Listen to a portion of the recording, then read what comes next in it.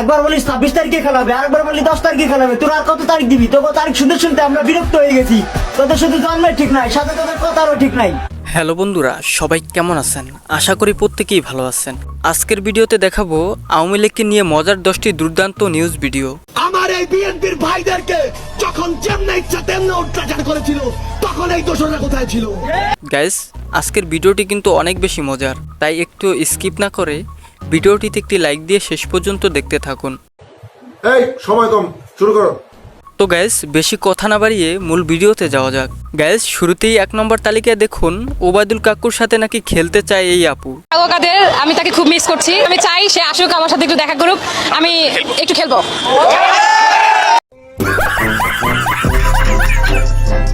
Guys, কাকুর জন্য যে কোনো মুহূর্ত ফ্রি আছে, কাকু আসলেই খেলা হবে। বিশেষ করে বিএনএস তার জন্য ওপেন, যখন যে কোনো মুহূর্তে সে বিএনএস আসতে পারে। পুরো বাংলাদেশে উন্মুক্ত তার জন্য, সে বাংলাদেশে ঢুকুক বা সে কোথায় আসুক, তার লোকেশনটা একটু বলুক, আমরা নিচে যাবো, যে খেলবো তার সাথে। তো গাইস, এরপরে 2 নম্বর তালিকায় দেখুন এক অনুষ্ঠানে ওবায়দুল কাকু সেজে কি অভিনয় করলো।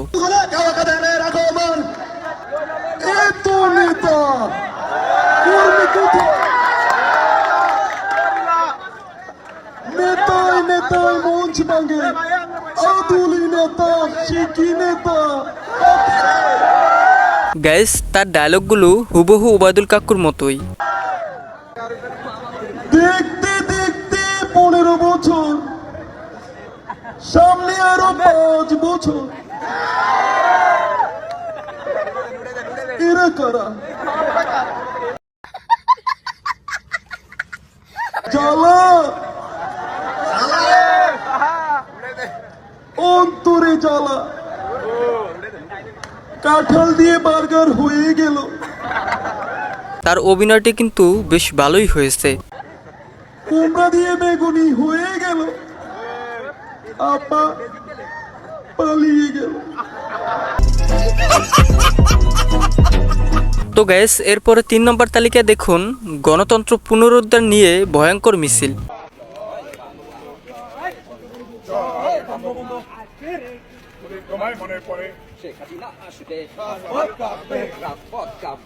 সত্যি বলতে গাইস, এই ভিডিওগুলো দেখলে হাসি থামানো যায় না। আমার জীবনে এমন ভদ্র মিছিল কোনো সময় দেখছি না।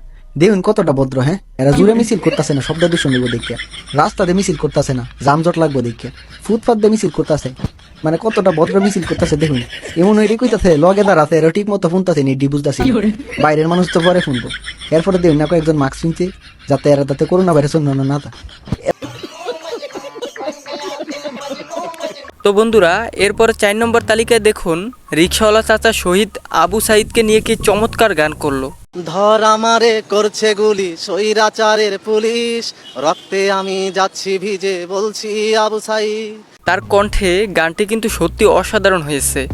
এক দফা এক দাবি নিয়ে থাকবি রাজপথে, স্বৈরাচারের পতন কইরা ফিরবি ঘরেতে। কথা দে কথা দে কথা দে আমায়। চাচার কণ্ঠে গানটি আপনাদের কাছে কেমন লেগেছে অবশ্যই কমেন্ট বক্সে লিখে জানাতে ভুলবেন না। এই রক্তের খেলা শেষ করিয়ে শান্তি আনবি বাংলায়। তো গাইস, এরপরে 5 নম্বর তালিকায় দেখুন আওয়ামী লীগের কর্মীদের নিয়ে এই ভাইটি কি বলল। জনগণ আপনাদের পাশে ছিল, জনগণ পাশে থাকলে আপনার নেত্রী পালাই যেত। সেখানে এই মূর্খের দল, তোদেরকে বোঝা উচিত, তোদের ন্যূনতম আত্মমর্যাদা থাকা উচিত। মূর্খের দল কোথায়? এটা মূর্খের দল, দেউলিয়া একটা দল।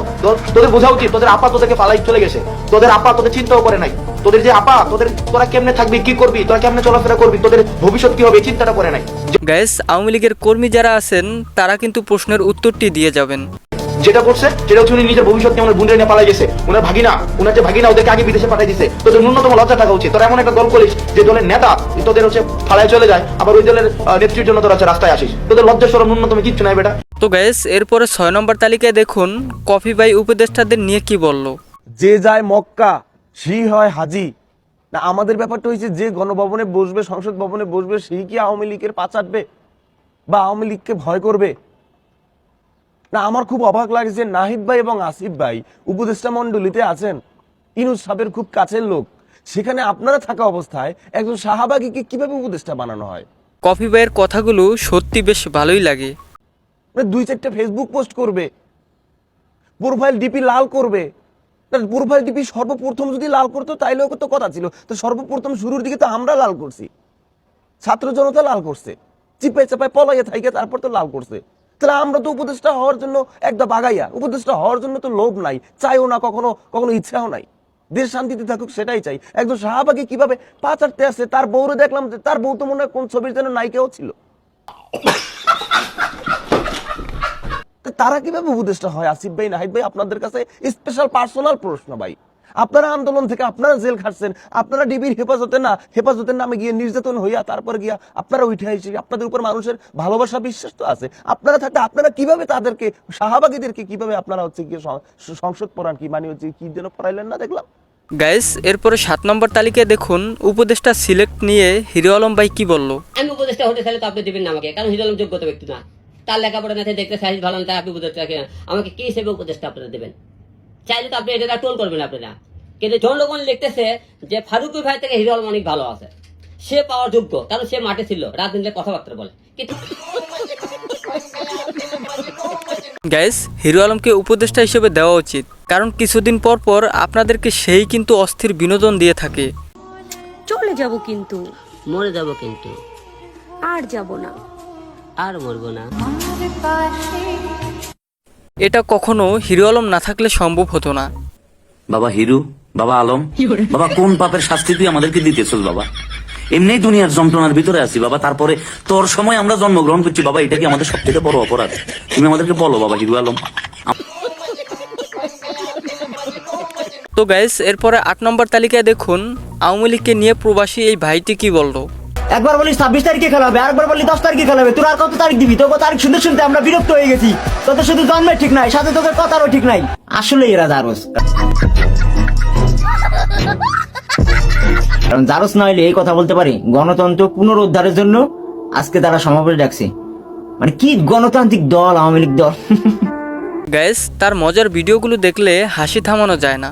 আওয়ামী লীগের পুরাপন অনেক স্বপ্ন দেখছিল যে গ্রাম যদি ক্ষমতায় আসে, আওয়ামী লীগ হয়তো ক্ষমতায় আসবে, কত স্বপ্ন ছিল। সেই স্বপ্ন অনুযায়ী আজকে তারা সমাবেশও ডাক দিয়েছিল, একজন নেতা কর্মী হাজির হয় নাই। তো বন্ধুরা এরপরে 9 নম্বর তালিকায় দেখুন সারজিৎ ভাই ফেসিস্ট সরকারের উদ্দেশ্যে কি বলল। আমার এই বিএনপির ভাইদেরকে যখন যেমন ইচ্ছা তেমন অত্যাচার করেছিল, তখন এই দোষরা কোথায় ছিল? আমার ওই জামাতের ভাইদেরকে ট্যাগ দিয়ে যখন জেলখানায় ভরে রাখা হয়েছিল, তখন এই দোষরা কোথায় ছিল? তাদের এই ভিডিওটি বর্তমানে পুরো নেট দুনিয়া ভাইরাল। আমার এই ছাত্র ভাইরা যখন নিজের মতামত প্রকাশ করত, তখন এদেরকে জামাত শিবির বলা হতো, তখন এই দোষরা কোথায় ছিল? গাইস এরপরে সর্বশেষ 10 নম্বর তালিকায় দেখুন আপনাদের সকলের উদ্দেশ্যে কি প্রশ্ন করলো। বর্তমানে আঙ্গ বাংলাদেশের যে পরিস্থিতি, সবাই এই বুকটার মধ্যে হাত দিয়া কইবেন আমরা কি আসলে ভালো আছি না খারাপ আছি? তো গাইস তার প্রশ্নের উত্তর আপনারা সকলেই দিয়ে যাবেন, এবং আজকের এই ভিডিওটি কেমন লেগেছে অবশ্যই কমেন্ট বক্সে লিখে জানাবেন। গাইস আজকের মতো বিদায় নিচ্ছি, আর এরকম নিত্য নতুন ভিডিও পেতে আমার চ্যানেলটি সাবস্ক্রাইব করে পাশে থাকা বেল আইকনটি বাজিয়ে দিবেন। দেখা হবে নতুন কোনো ভিডিওতে। আল্লাহ হাফেজ।